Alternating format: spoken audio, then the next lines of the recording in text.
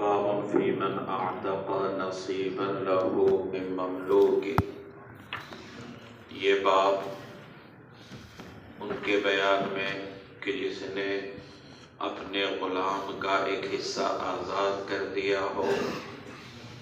حدثنا ابو الولید الطیالسی قال حدثنا حمام حدثنا محمد بن كثير المعنى قال اخبرنا حمام عن قتادة عن ابي المليح قال ابو داود قال ابو الولید عن ابيه ان رجلا اعتق شخصا له من غلام۔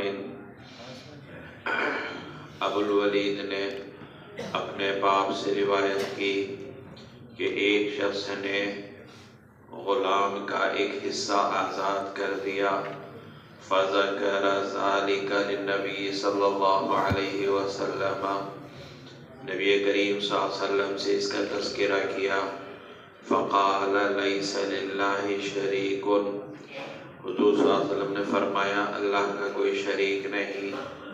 زاد ابن کثیر فی حدیثہ فاجاز النبی صلی اللہ علیہ وسلم عتقہ، ابن کثیر نے اپنے حدیث میں اس کا اضافہ کیا کہ حضور صلی اللہ علیہ وسلم نے اس کو آزاد کرنے کی اجازت دی، یعنی پورے غلام کو آزاد کرنے کی۔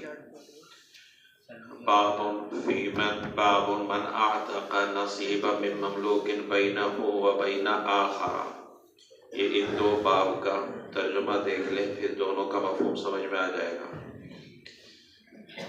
یہ باب اس کے بیان میں کہ جس نے مشترکہ غلام میں سے اپنا حصہ آزاد کر دیا، اپنے اور دوسرے کے حصوں میں سے اپنا حصہ آزاد کر دیا۔ حدثنا محمد بن كثير قال اخبرنا حمام عن قتادة عن النضر بن انس عن بشير بن نهيك عن ابي هريرة ان رجلا اعتق شقيصا له من غلام فاجاز النبي صلى الله عليه وسلم عتقه وغرمه بقية ثمنه۔ حضرت ابو ہریرہ کی روایت ہے کہ ایک شخص نے غلام میں سے اپنا حصہ آزاد کر دیا، یعنی مشترک غلام میں سے نبی کریم صلی اللہ علیہ وسلم نے اس کے آزاد کرنے کی اجازت دی اور اس کے اوپر غلام کی بقیہ قیمت کا ضمان لازم کیا۔ حدثنا محمد بن المثنى قال حدثنا محمد بن جعفر وحدثنا احمد بن علي بن سويد قال حدثنا روح قال حدثنا شعبة عن قتادة بإسناده عن النبي صلى الله عليه وسلم قال من اعتق مملوكا بينه وبين آخر فعليه خلاصه، وهذا لفظ ابن سويد۔ اس روایت میں یہ ہے کہ حضور صلی اللہ علیہ وسلم نے فرمایا جس نے اپنے اور دوسرے کے درمیان مشترکہ غلام کو آزاد کیا، یعنی اپنے حصے کو، تو اس کے اوپر لازم ہے اس کو چھٹکارا دلانا۔ اور یہ الفاظ ابن سوید کے ہیں، کیونکہ دو سندوں کے ساتھ روایت بیان کی تو اس میں یہ الفاظ ابو داؤد کے استاد احمد ابن علی ابن سوید کے ہیں، محمد ابن مثنى کے یہ الفاظ نہیں ہیں۔ حدثنا ابن المثنى قال حدثنا معاذ بن هشام قال حدثني ابي وحدثنا احمد بن علي بن سويد قال حدثنا روح قال حدثنا هشام بن ابي عبد الله عن قتادة باسناده ان النبي صلى الله عليه وسلم قال من اعتق نصيبا له في مملوك عتق من ماله ان كان له مال۔ نبی کریم صلی اللہ علیہ وسلم نے فرمایا جس نے اپنا حصہ غلام میں سے آزاد کر دیا تو اس کے مال میں سے آزاد ہوگا اگر اس کے پاس مال ہو۔ وَلَمْ يَذْكُرْ ابن المثنى النضر بن انس وَهَذَا لَفْظُ ابن سوید، اور ابن مثنى نے نضر ابن انس کا تذکرہ نہیں کیا اور یہ الفاظ ابن سوید کی روایت کے ہیں۔ یہاں پر دو باب قائم کیے پہلے باب کا مطلب یہ ہے کہ آدمی اپنے غلام کے ایک حصے کو آزاد کر دے، یعنی تنہا وہ غلام کا مالک ہے اور اس نے مثلا اپنے غلام کے آدھے حصے کو آزاد کر دیا، تو اب اس کا کیا حکم ہوگا؟ یہ پورا غلام آزاد ہوگا یا نہیں ہوگا؟ یا دوسرا باب کا مطلب یہ ہے کہ ایک غلام 2 یا 3 یا چند افراد کے درمیان مشترک ہے، فرض کیجئے 2 آدمیوں کے درمیان مشترک ہے، اور ان میں سے ایک نے اپنے حصے کو آزاد کر دیا، تو اب آیا یہ پورا غلام آزاد ہوگا یا نہیں ہوگا؟ اور جس نے آزاد کیا اپنا حصہ اس کے اوپر کچھ لازم ہوگا یا لازم نہیں ہوگا؟ اس مسئلے میں 2 چیزیں ہیں، ایک تو ہے اعتاق، آزاد کرنا، اور دوسرا ہے عتق یعنی آزادی۔ امام ابو حنیفہ اور صاحبین کے یہاں عتق متجزی نہیں ہوتا۔ امام صاحب اور صاحبین کا اس پر اتفاق ہے کہ عتق متجزی نہیں ہوتا۔ اعتاق کے بارے میں امام صاحب اور صاحبین کا اختلاف ہے۔ امام صاحب کہتے ہیں کہ اعتاق یعنی آزاد کرنا یہ متجزی ہوتا ہے مطلقاً۔ مطلقاً کا مطلب یہ ہے کہ معتق آزاد کرنے والا چاہے مالدار ہو یا غیر مالدار ہو، ایک تو متجزی نہیں ہوتا تینوں اماموں کے نزدیک، امام صاحب اور صاحبین کے نزدیک۔ لیکن امام صاحب کہتے ہیں کہ اعتاق مطلقاً متجزی ہوتا ہے، یعنی چاہے آزاد کرنے والا مالدار ہو اور چاہے آزاد کرنے والا مالدار نہ ہو۔ صاحبین کے یہاں جیسے عتق متجزی نہیں، ایسے ہی اعتاق بھی متجزی نہیں ہوتا۔ چنانچہ پہلے مسئلے میں اگر اپنے غلام کا ایک حصہ آزاد کیا، اور دوسرے مسئلے میں اگر مشترکہ غلام میں سے اپنا حصہ آزاد کیا، صاحبین کے یہاں چونکہ اعتاق متجزی نہیں ہوتا تو یہ پورا غلام آزاد ہو جائے گا آزاد کرنے والے کی طرف سے۔ عتق متجزی نہیں، پورا غلام تو آزاد ہوگا، امام صاحب بھی کہتے ہیں اور صاحبین بھی کہتے ہیں، لیکن اعتاق امام صاحب کے یہاں متجزی ہوتا ہے اور صاحبین کے یہاں متجزی نہیں ہوتا۔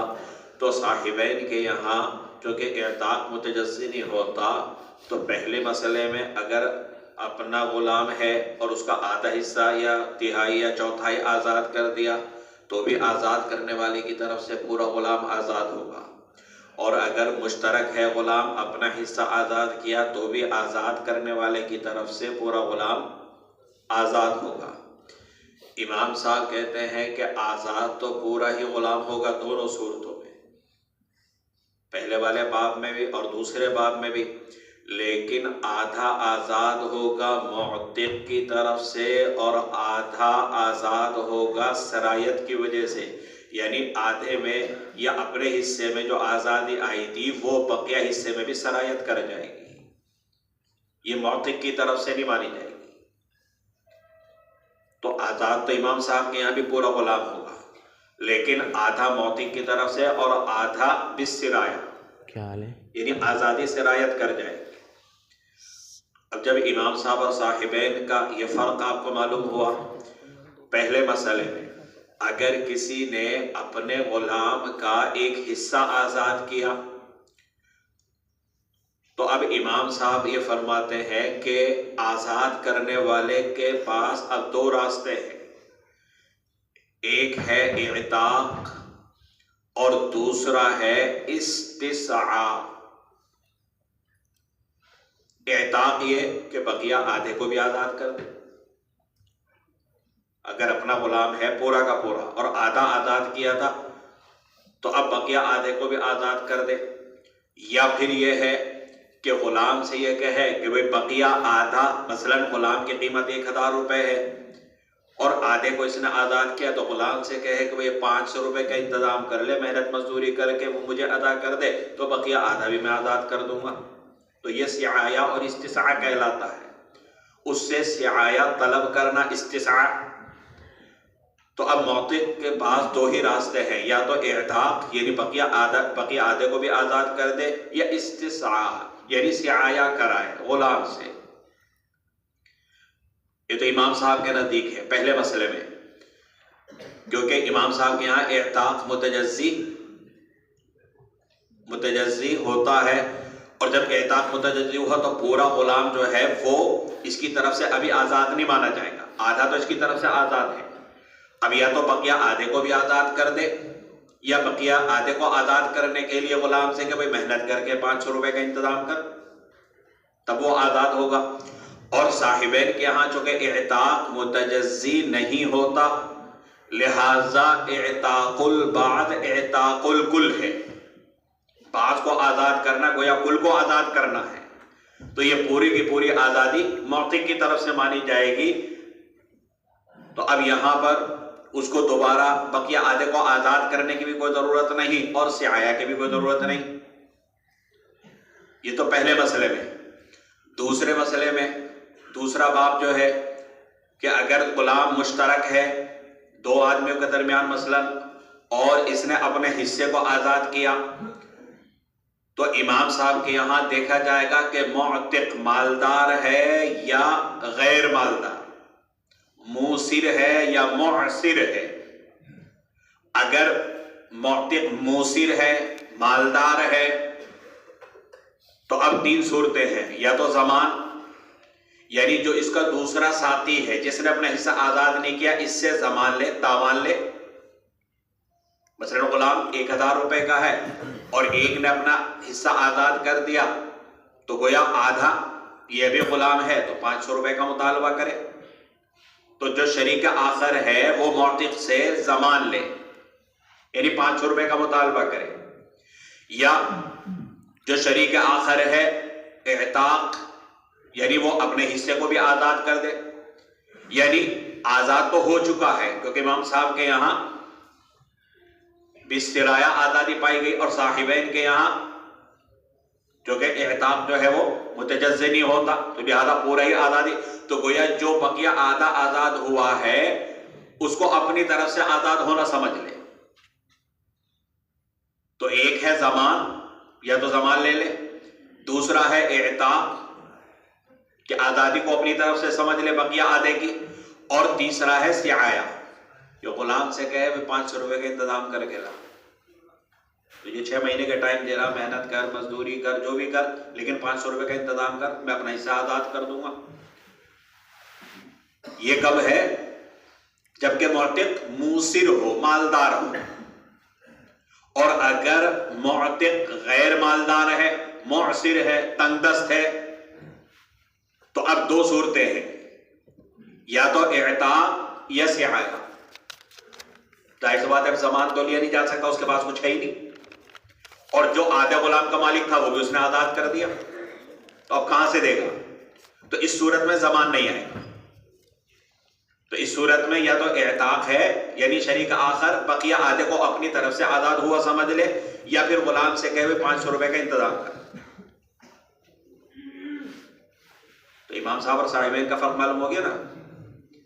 تو امام صاحب کے یہاں اس دوسرے باب کے اندر اگر معتق مالدار ہے تو 3 چیزیں ہیں، زمان، اعتاق یا سعایا.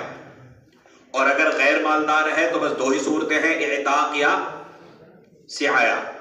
صاحبین کے یہاں اس دوسرے باب کے اندر اگر معتق مالدار ہے تو شریک آخر زمان لے گا، نہ اعتاق نہ سعایا. اگر معتق مالدار ہے تو جو شریک آخر ہے جس نے اپنا حصہ آزاد نہیں کیا وہ آزاد کرنے والے سے زمان لے گا، یعنی آدھے غلام کی قیمت لے گا، اس کے علاوہ کچھ نہیں، نہ اعتاق اور نہ سعایا. اور اگر وہ معسر ہے، تنگ دست ہے، آزاد کرنے والا، تو صرف سعایا یعنی شریک آخر غلام سے کہے گا 500 روپے کا انتظام کر، نہ زمان نہ اعتاق. یہ تو امام صاحب اور صاحبین کے درمیان فرق معلوم ہوا.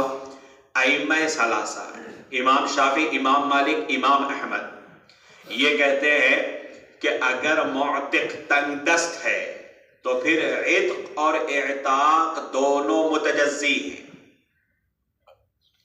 امام صاحب اور صاحبین کے یہاں عتق متجزی نہیں ہے، اعتاق کے بارے میں اختلاف ہے. ائمہ ثلاثہ کہتے ہیں کہ معتق اگر تنگ دست ہے تو عتق اور اعتاق دونوں متجزی ہیں، اور اگر وہ مالدار ہے تو عتق اور اعتاق دونوں غیر متجزی ہیں. تو معتق کے حالات کے اوپر مدار ہے. اگر وہ معسر ہے، تنگ دست ہے، تو عتق اور اعتاق دونوں متجزی. اور اگر وہ معسر ہے، اگر وہ موسر ہے، مالدار ہے، تو پھر یہ دونوں غیر متجزی ہیں. چنانچہ پہلے والے مسئلے میں ائمہ ثلاثہ وہی کہتے ہیں جو صاحبین نے کہا.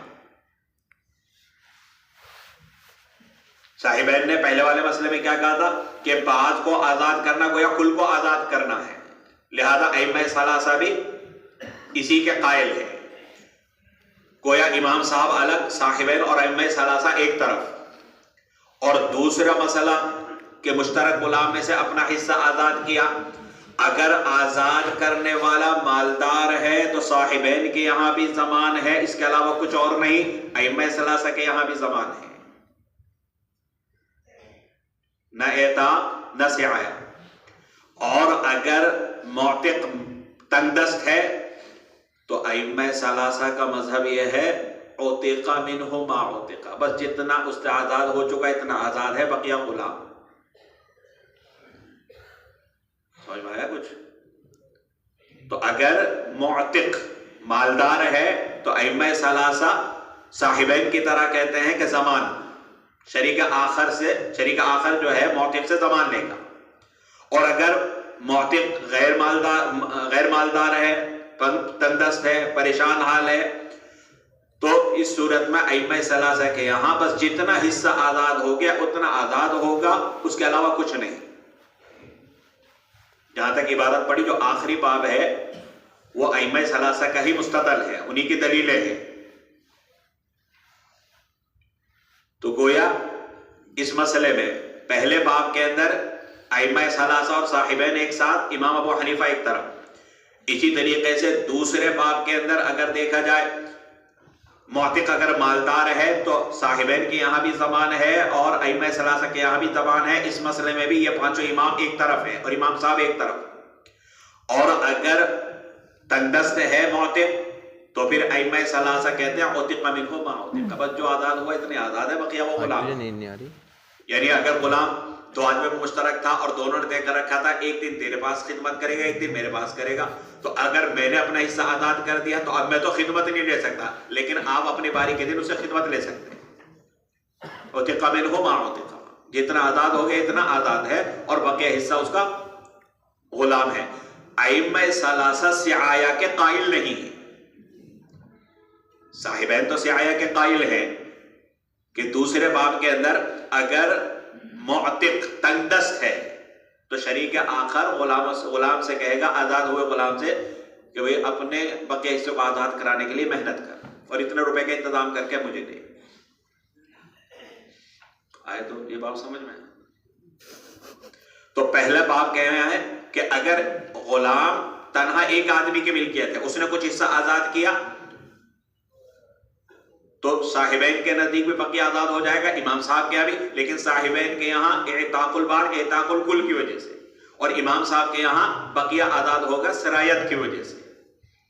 اب اس روایت کے اندر، پہلی روایت کے اندر یہ ہے کہ جب ایک آدمی نے اپنے غلام کا ایک حصہ آزاد کر دیا، نبی کریم صلی اللہ علیہ وسلم سے اس کا تذکرہ کیا. آپ صلی اللہ علیہ وسلم نے فرمایا لیس للہ شریک، اللہ کا کوئی شریک نہیں. کیا مطلب؟ مقصد یہ ہے کہ غلام کا آزاد کرنا یہ بھی ایک عبادت ہے، یہ بھی ایک نیکی ہے. اور ظاہر سی بات ہے کہ عبادت اور نیکی میں شرکت نہیں ہونی چاہیے، عبادت خالص اللہ کے لیے ہونی چاہیے. اب ظاہر سی بات ہے کہ اگر آپ نے اپنے غلام کا آدھا حصہ آزاد کر دیا تو آدھے کی ملکیت آپ کی، تو اس کے آدھے پر آپ کا حق اور آدھے پر اللہ کا حق، یہ تو شرکت ہو گئی. اور اللہ تبارک و تعالی شرکت کو پسند نہیں فرماتے، شرک کو پسند نہیں فرماتے شرکت ہی کی وجہ سے۔ تو اب اگر آپ نے اللہ کے لیے آدھے کو آزاد کیا اور اللہ کو جو ہے وہ شرکت پسند نہیں، تو لہذا پورے کو آزاد کر دو، تو گویا ترغیب ہے۔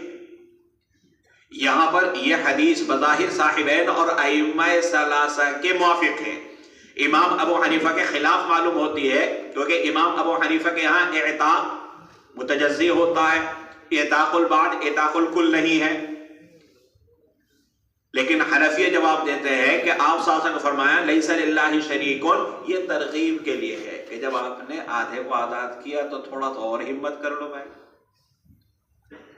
تو یہ تو پہلی حدیث ہوگی۔ اب دوسرا باب، اس میں اگر مشترکہ غلام ہے اس کا اپنا ایک حصہ آزاد کیا تو اس کے اندر مختلف روایتیں ہیں۔ پہلی روایت میں یہ ہے کہ حضور صلی اللہ علیہ وسلم نے جب ایک آدمی نے اپنے حصے کو آزاد کیا تو اس کی اجازت دے دی، یعنی آپ صلی اللہ علیہ وسلم نے پورے غلام کو آزاد کرنے کا حکم کر دیا، اور اس کے اوپر غلام کی جو بقیہ قیمت ہے شریک آخر کے لیے ضمان لازم کیا۔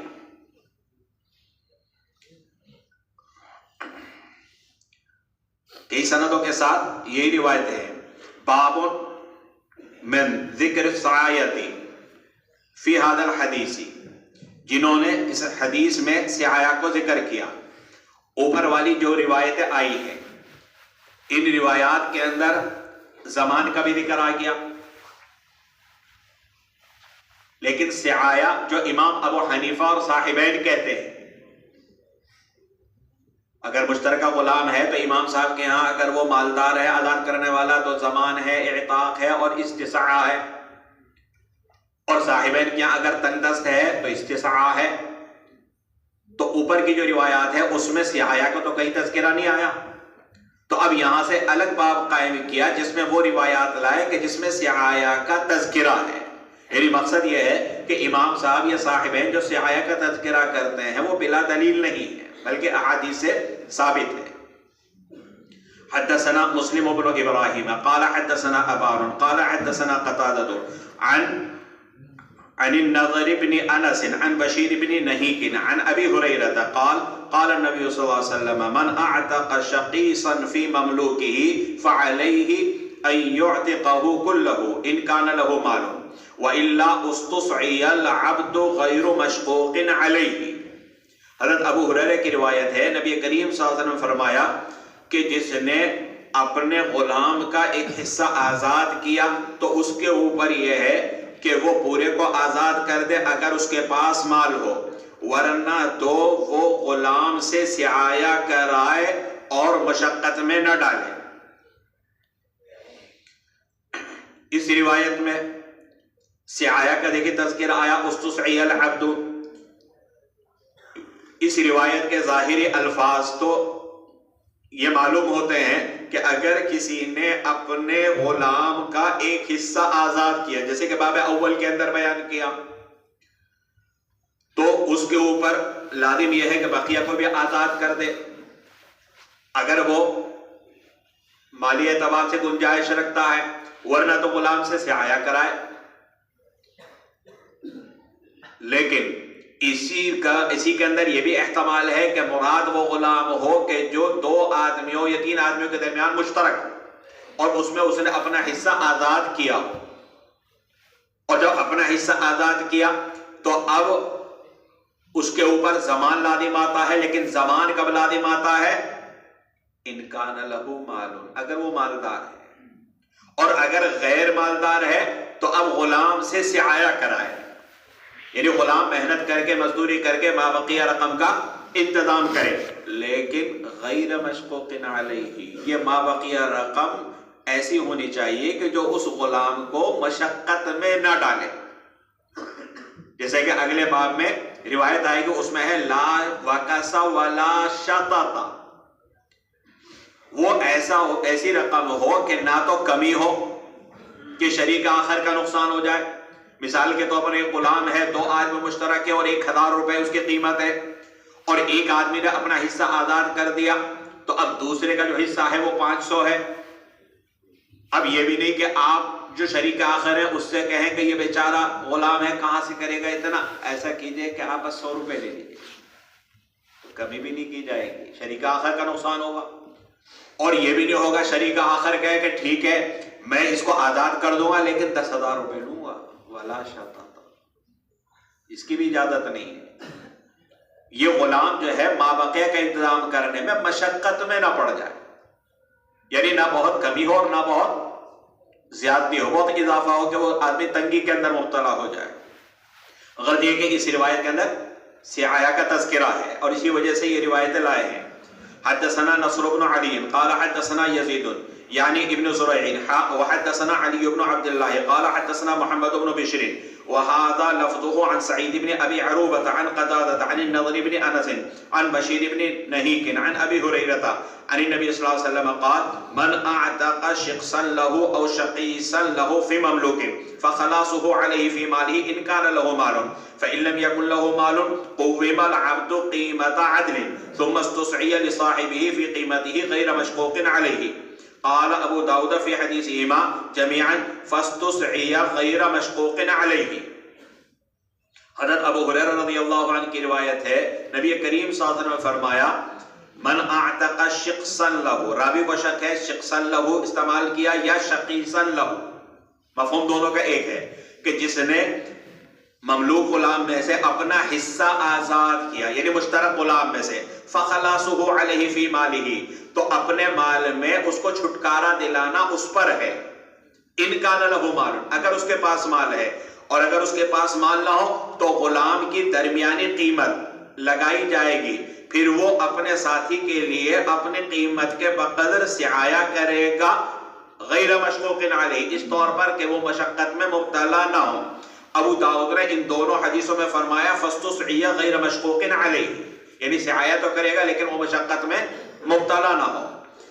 اس روایت کا بھی حاصل یہ ہے کہ اگر کسی نے مشترکہ غلام میں سے اپنا حصہ آزاد کیا تو اگر یہ مالدار ہے تو اپنے مال میں سے بقیہ کو بھی آزاد کرانا اس کی ذمہ داری ہے، یعنی شریک آخر کو جو ہے ضمان ادا کر دے، اور اگر اس کے پاس مال نہیں ہے تو پھر غلام کی قیمت لگائی جائے گی، اور قیمت جو ہے وہ درمیانی درجے کی ہوگی، نہ بہت زیادہ اور نہ بہت کم ہوگی، اور پھر وہ اپنے جو ساتھی ہوں گے، شرکا ہوں گے، جو شریک آخر ہو، ایک ہو، دو ہو، تین ہو، جتنے بھی ہوں، ان کے حصہ ادا کرنے کے لیے سعایا کرے گا، لیکن اتنا کہ یہ کسی قسم کی مشقت میں مبتلا نہ ہو۔ حدثنا محمد بن بشار قال حدثنا يحيى بن ابي عدي عن سعيد باسناده ومعناه قال ابو داود رواه روح بن عبادة عن سعيد بن ابي عروبة لم يذكر السعاية، ورواه جرير بن حازم وموسى بن خلف جميعا عن قتادة باسناد يزيد بن زريع ومعناه وذكر فيه السعاية۔ ان تمام روایتوں کے اندر بھی سعایا کا تذکرہ ہے۔ باب فی من روا ان لم یکن لہ مال لا یستسعى، یہ باب ان لوگوں کے بیان میں کہ جن کے یہاں مال کے لیے سعایا نہیں کرایا جائے گا، یعنی ائمہ ثلاثہ کا مستدل کون سی روایتیں ہیں اس کو یہاں پر بیان کیا۔ جو حضرات سعایا کے قائل ہیں ما قبل کے باب میں وہ تمام روایات حضرت ابو ہریرہ رضی اللہ تعالی عنہ سے مروی ہیں، اور اس باب میں جو روایات آ رہی ہیں وہ ابن عمر رضی اللہ تعالی عنہما سے مروی ہیں جس میں سعایا کا تذکرہ نہیں ہے، تو یہ ان حضرات کا مستدل ہے، یعنی ائمہ ثلاثہ کا جو سعایا کے قائل نہیں ہیں۔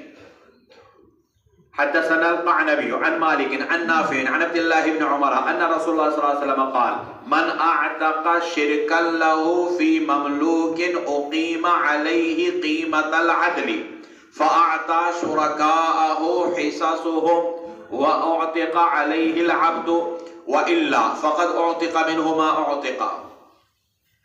حضرت عبداللہ بن عمر کی روایت ہے، نبی کریم صلی اللہ علیہ وسلم فرمایا من اعتق شرک اللہ فی مملوک، جس نے مشترکہ غلام میں سے اپنے حصے کو آزاد کر دیا تو اس کی درمیانی قیمت لگائی جائے گی، پس وہ اپنے حصے داروں کو ان کا حصہ ادا کرے گا اور غلام اس پر آزاد ہو جائے گا، ورنہ تو جتنا حصہ آزاد ہوا وہی آزاد ہے۔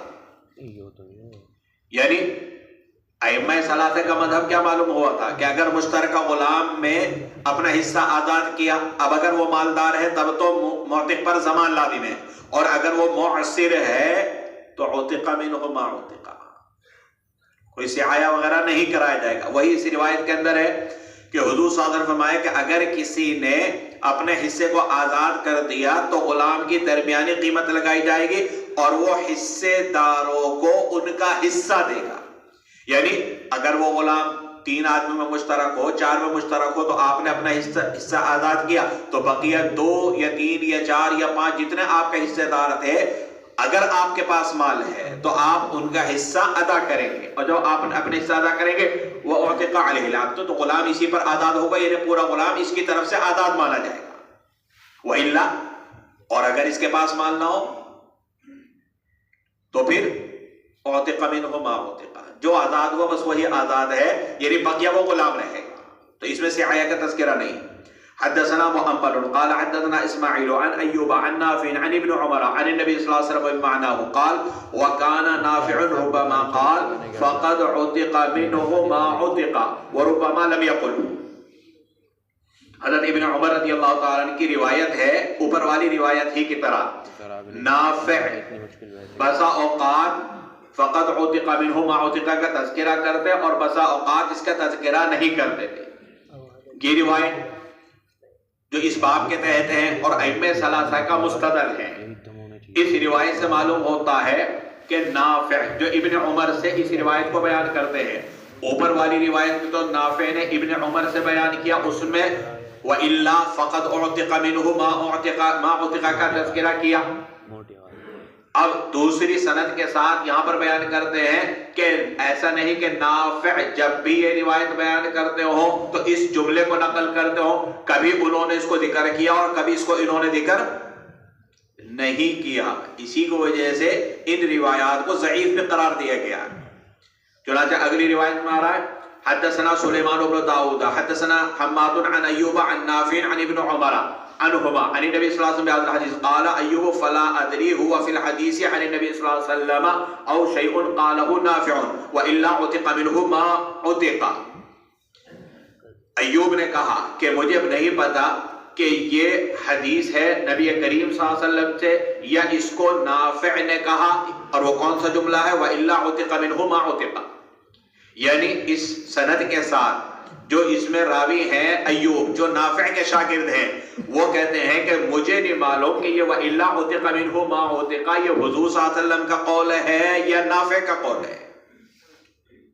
تو اس سے بھی معلوم ہوتا ہے کہ جس میں سعایہ کا تذکرہ نہیں اور اس کا عُتِقَ مِنْهُ مَا عُتِقَ کا تذکرہ ہے، یہ روایت ضعیف ہے۔ کیوں؟ اس لیے کہ راوی کو خود شک ہو رہا ہے کہ یہ حضور صلی اللہ علیہ وسلم کا قول ہے یا میرے استاد کا قول ہے۔ حدثنا ابراہیم موسیٰ الرادی قال اخبرنا عیسیٰ قال حدثنا عبید اللہ عن نافع عن ابن عمر انه قال قال رسول اللہ صلی اللہ علیہ وسلم من اعتق شرکا من مملوک له فعليه عتقه كله ان كان له مال يبلغ ثمنه وان لم يكن له مال اعتق نصيبه۔ نبی کریم صلی اللہ علیہ وسلم فرمایا کہ جس نے اپنے حصے کو مشترکہ غلام میں سے آزاد کیا تو اس کے اوپر پورے غلام کا آزاد کرنا ہے اگر اس کے پاس مال ہو جو اس کی قیمت کو پہنچتا ہو۔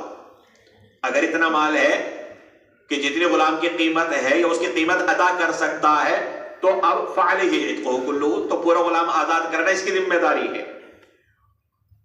وَإِن لَّمْ يَكُن لَّهُ مَالٌ، اور اگر اس کے پاس مال نہ ہو تو اس کا حصہ آزاد ہوگا، جب اس کا حصہ آزاد ہوگا تو یہی عتق منہ ما عتق ہے، یعنی بقیہ غلام ہوگا۔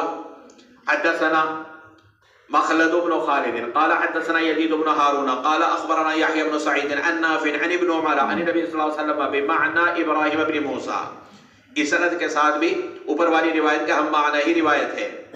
حدثنا عبد الله بن محمد بن اسماء قال حدثنا جويرية عن نافع عن ابن عمر عن النبي صلى الله عليه وسلم بمعنى مالك ولم يذكر الا فقد عتق منه ما عتق انتهى حديثه الى واعتق عليه العبد على معنى۔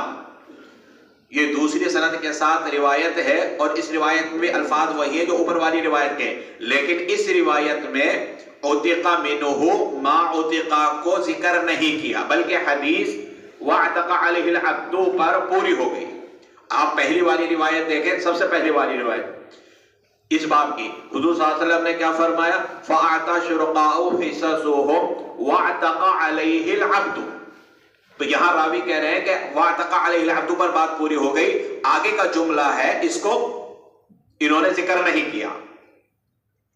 حدثنا الحسن بن علي قال حدثنا عبد الرزاق قال اخبرنا معمر عن الزهري عن سالم عن ابن عمر ان النبي صلى الله عليه وسلم قال من اعتق شركا له في عبد عتق منه ما بقي في ماله اذا كان له ما يبلغ ثمن العبد. اس کا مفہوم بھی ہے کہ غلام آزاد کیا تو وہ اس کی طرف سے آزاد ہو جائے گا ما بقیہ اس کے مال میں سے جبکہ اس کا مال غلام کی قیمت کے برابر پہنچتا ہو. حدثنا احمد بن حنبل سفیان حدثنا سفیان عن عمرو عن سالم عن أبيه يبلغ به النبي صلى الله عليه وسلم إذا كان العبد بين اثنين فاعتق أحدهما نصيبه فإن كان موسرا يقوم عليه قيمة لا وكس ولا شطط ثم يعتق. اس روایت کا حاصل بھی یہ ہے کہ نبی کریم صلی اللہ علیہ وسلم کو جب یہ خبر پہنچی کہ دو غلام کہ ان میں سے ایک میں اپنے حصے کو آزاد کر دیا، پس اگر وہ مالدار ہو تو وہ قیمت لگائے گا جس میں نہ کمی ہوگی نہ زیادتی، اور پھر وہ اس کو آزاد کر دے گا.